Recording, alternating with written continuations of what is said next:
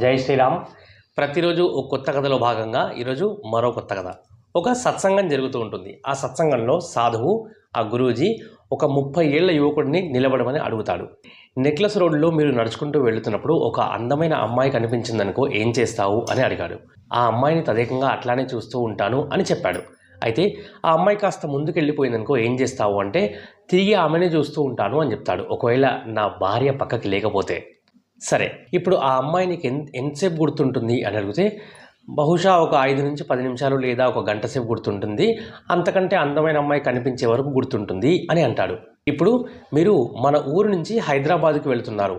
నేను కొన్ని పుస్తకాలు ఇచ్చి హైదరాబాద్లో ఒక ఇంట్లో ఇచ్చేయమని చెప్పాను. మీరు ఆ పుస్తకాలను తీసుకొని బస్సులో బయలుదేరారు. అక్కడికి వెళ్ళిన తర్వాత ఆ పుస్తకాలు తీసుకునే వ్యక్తి బిలీనియర్ అని తెలిసింది. బాగా డబ్బుంది, ఇంట్లో 10 కార్లు ఉన్నాయి, ఎంతోమంది నౌకర్లు ఉన్నారు, పెద్ద బిల్డింగ్ ఉంది.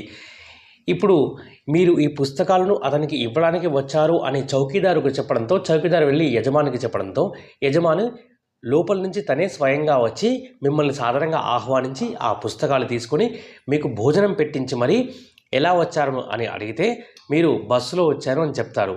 అయితే మళ్ళీ బస్సులో వెళ్లకుండా తన కారును ఇచ్చి అదనంగా పంపించేసి మీరు ఊరికి వచ్చిన తర్వాత మీకు మళ్ళీ ఫోన్ చేసి కనుక్కొని క్షేమంగా ఇంటికి చేరాలని అడిగినప్పుడు ఈ పెద్ద మనిషిని మీరు ఎన్నాళ్ళు గుర్తుంచుకుంటారు అని అడుగుతాడు.